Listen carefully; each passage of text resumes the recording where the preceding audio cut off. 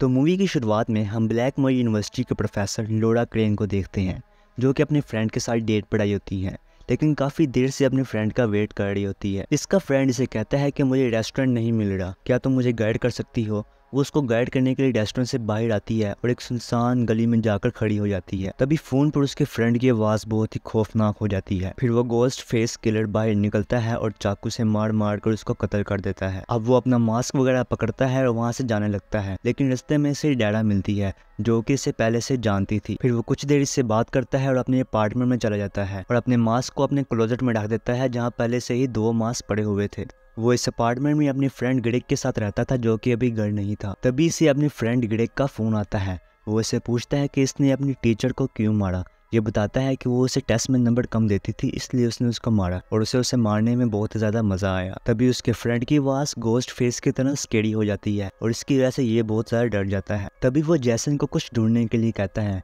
जैसे वो फ्रिज खोलता है, फ्रिज के अंदर उसके दोस्त ग्रेग की ही बॉडी पड़ी होती है। अब इसके पीछे आता है इस मूवी का रियल गोस्ट फेस, जो कि जैसन को ही चाकू मार मार के जोर से जान से मार देता है। अब अगले सीन में हम सैम कारपेंटर को देखते हैं, जो कि डॉक्टर स्टोन के पास कुछ महीनों से थेरेपी लेने आ रही थी।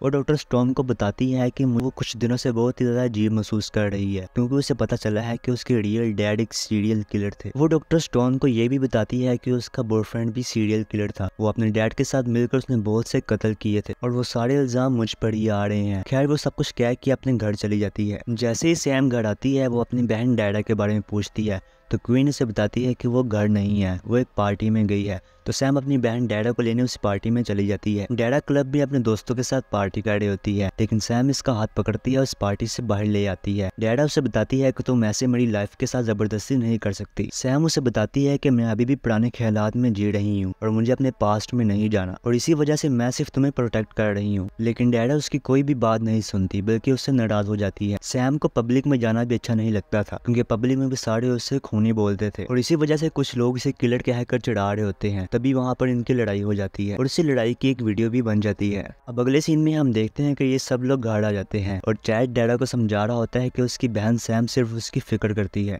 जो उसके साथ हुआ वो ये नहीं चाहती कि वो तुम्हारे साथ भी हो। अब हम सैम को देखते हैं, जो कि घर के बाहर सीढ़ियों के पास बैठी हुई थी।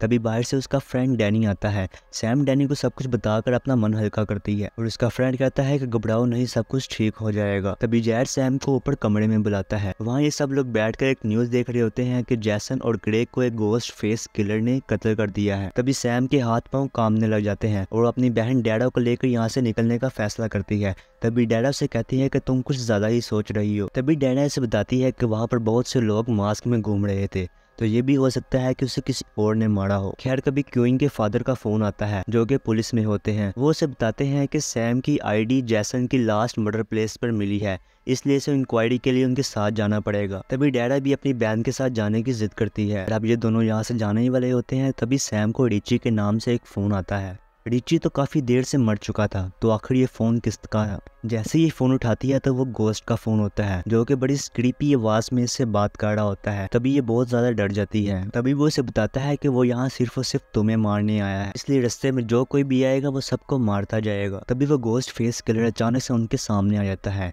इससे पता लगता है कि वो इसे कहीं पास में ही बात कर रहा था। तभी वो दोनों इससे बचकर एक पास वाली शॉप में चली जाती हैं, लेकिन वो गोस्ट फेस यहाँ भी आ जाता है। एक आदमी इसे रोकने की कोशिश करता है, लेकिन ये इसे मार देता है। तभी शॉपकीपर भी आगे बढ़ता है इसे रोकने के लिए, लेकिन ये शॉपकीपर को भी मार देता है। अब ये दोनों शॉप में नीचे बैठकर उससे छुप रही होती हैं। तभी वहाँ पर पुलिस भी आ जाती है, लेकिन वो गोस्ट फेस अपना मास्क वहीं पर छोड़कर वहाँ से भाग जाता है। अब इन दोनों को पूछताछ के लिए पुलिस स्टेशन लाया जाता है और एक ऑफिसर वेन उनसे पूछताछ करते हैं। तभी वहाँ पर एक और करेक्टर की एंट्री होती है, जिसका नाम था कर्बी रीड। ये स्क्रीम 4 की करेक्टर थी और अब यहाँ पर FBI स्पेशल एजेंट बनकर आई है। अब वो प्रोफेसर वेन को बताती है कि वो ये केस हैंडल करने आई है। वो कॉलेज में सैम की सीनियर भी थी, इसलिए उन दोनों की जान पहचान भी होती है। वो इसे बताती है कि शॉप पर जो मास्क मिला है वो स्क्रीम 4 के करेक्टर रिची का मास्क है, जो कि स्क्रीम 4 में ही मारा गया था। क्योंकि सैम और उसकी बहन डैडा शॉप पर मौजूद थी, इसलिए वो शहर छोड़कर नहीं जा सकती थी। इन्हों को पूरी पूछताछ करनी पड़ेगी जब तक इस मर्डर की इन्वेस्टिगेशन कंप्लीट नहीं हो जाती। जैसे ही दोनों बाहर आती हैं कि बहुत सारे रिपोर्टर घेर लेते हैं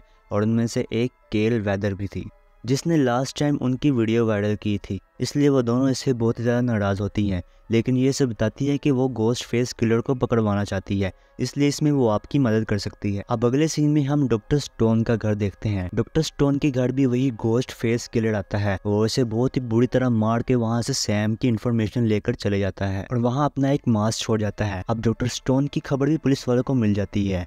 वहाँ पर कुर्बी और वेन आपस में बात कर रहे होते हैं कि आखिर ये किलर चाहता क्या है। ये दोनों बातें कर रहे होते हैं कि आखिर वो किलर अपना मास्क छोड़कर ही क्यों जाता है। इसलिए वो गोस्ट फेस किलर के पुराने सारे रिकॉर्ड देखते हैं, जहाँ पर सारे किलर, सारे मर्डर, फिर सारी इन्वेस्टिगेशन पड़ी हुई थी। अब इधर सारे दोस्त मिलकर बातें कर रहे होते हैं कि आखिर ये वाला गोस्ट चाहता क्या है। जैसे पहले सारे गोस्ट फेस अपनी मूवी बनाना चाहते थे। सब दोस्त आपस में शक करने लग जाते हैं। जेड कहता है कि क्वीन, जो कि सैम और डैडा की रूममेट है, वो यहाँ पर कातिल हो सकती है। ईथन भी हो सकता है और अनिका भी हो सकती है। ऐसे ही वो एक दूसरे पर शक करने लग जाते हैं और एक दूसरे को निशाना बनाते हैं। तभी यहाँ पर सीन एंड हो जाता है। अब रात के टाइम ये सब दोस्त टीवी देख रहे होते हैं। सैम के घर के सामने वाली बिल्डिंग से डैनी ये सब कुछ देख रहा होता है। वो सैम और डैडा को कॉल करता है, लेकिन ये दोनों कॉल नहीं उठाती। तभी किलर बाहर आता है और जैक, मिंडी और एनिका पर भी हमला करता है। ये सब लोग इधर उधर भागने लग जाते हैं। सैम किचन में जाती है और अपने हथियार ढूंढती है, लेकिन किसी ने उसके वहाँ पे सारे हथियार गायब कर दिए थे, इसलिए वो नाइफ होल्डर से ही किलर पर वार करती है। और दूसरी तरफ मिंडी और एनिका वॉशरूम में छुप जाते हैं।